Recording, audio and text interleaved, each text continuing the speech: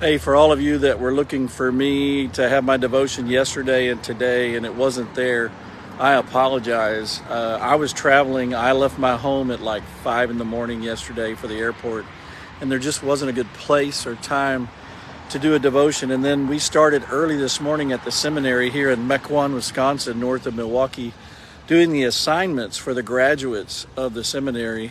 And we've got them all figured out, and it won't be until Thursday morning at 10 a.m. at the seminary website that you can watch and see where people are getting placed. We're bringing 2 people back to our district, which I'm really excited about. But this is a statue of a man named Thomas Buntrock. He was a fireman. No, he was a police chief, and this little girl, he saved her life.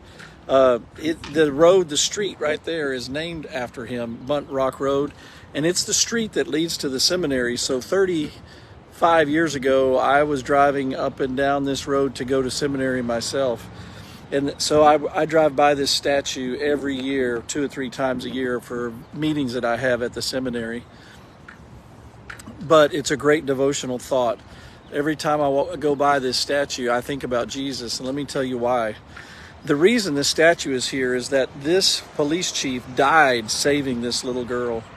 What happened was she was kidnapped at gunpoint, and she was in a car, and there was a chase, and the police chased down the kidnapper, and then there was a standoff, and the car was surrounded by police officers with guns drawn. This is way before our modern era. This is like 40 years ago, and they had the car surrounded, and the guy that kidnapped the little girl had a gun. And the police chief was the negotiator, this Thomas Buntrock, and he got on the big horn and he talked to the kidnapper, and he told him, he said, "I will trade myself for the little girl." And he took off his own weapons and his handcuffs and everything. And he said, "Here, I'm unarmed. Now," he said, "I will come into the car, sit down, and you let the little girl go, and then you'll have me as a captive at gunpoint."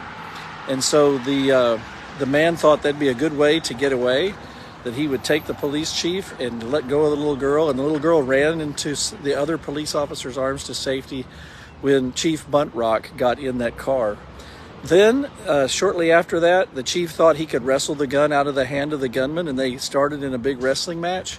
And the sharpshooters thought they had a good shot at the bad guy, and when they shot into the car, they killed the Chief Buntrock.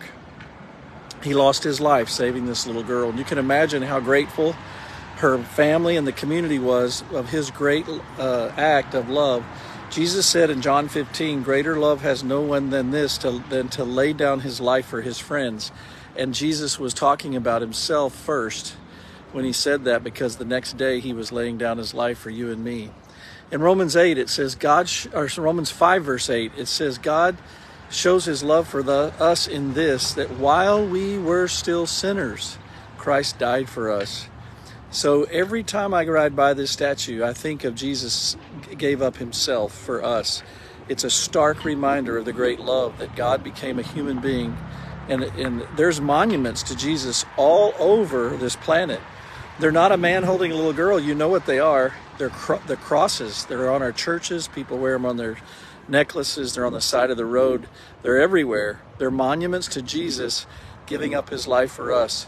I bet that little girl is a grown woman today feeling very valuable and special because Chief Buntrock gave up his life for her. You and I can feel just as valuable and special because Chief Jesus gave up his life for us too. Never underestimate how valuable you are. He's the one that said, "Not a sparrow falls that I don't know it. My Heavenly Father sees every sparrow that falls, and be of good cheer because you are worth more than many sparrows."